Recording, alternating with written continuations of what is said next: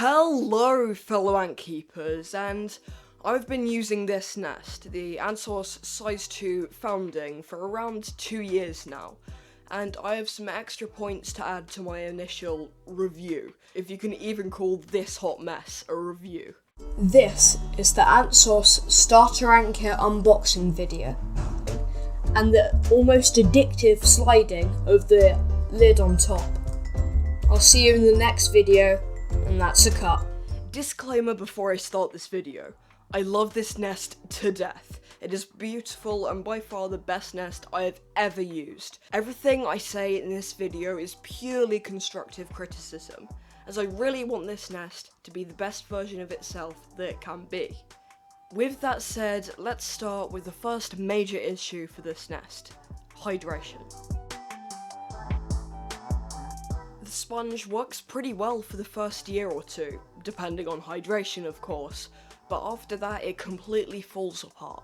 This is not dangerous to your ants, but is extremely unsightly, a real shame given how beautiful these nests are. On larger nests there are multiple sponges, allowing you to alternate where you hydrate. This increases the sponge lifetime dramatically, meaning that the smallest nests with only one sponge are objectively worse products than the bigger ones. Sadly, this can only be fixed by a complete redesign of the nest. There are two options for this redesign: add an extra sponge, or total hydration system redesign.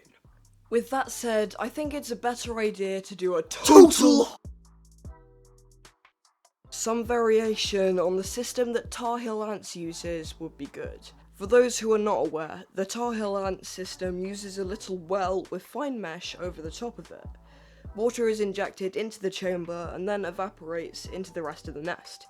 This does not look inherently bad, but with the design language of the Ants Australia nests, it looks really horrible. But you don't necessarily have to use fine metal mesh.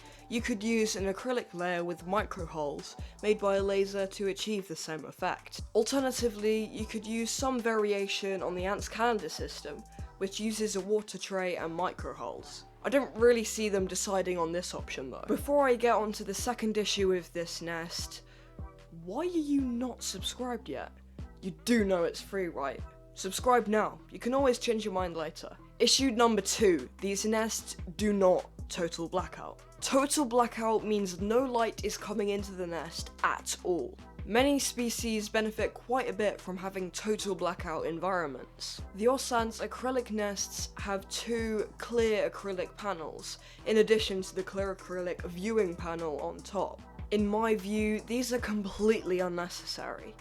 They let in unneeded light, and because they are clear, it lets you see the muck that will inevitably get stuck in between the layers. Because these nests do not have total blackout, keepers of sensitive species may need to cover up the nests with a cloth or towel.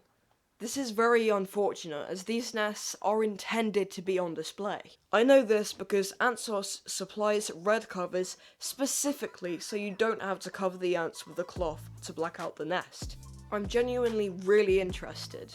Jordan, if you're watching, well, obviously subscribe, but also, why the extra clear acrylic layers? I think that if they successfully addressed this, they would have one of, if not the best nest on the entire ant keeping market. If you enjoyed this video or you learned something, drop a like. If you didn't, then don't, and I will see you in the next episode.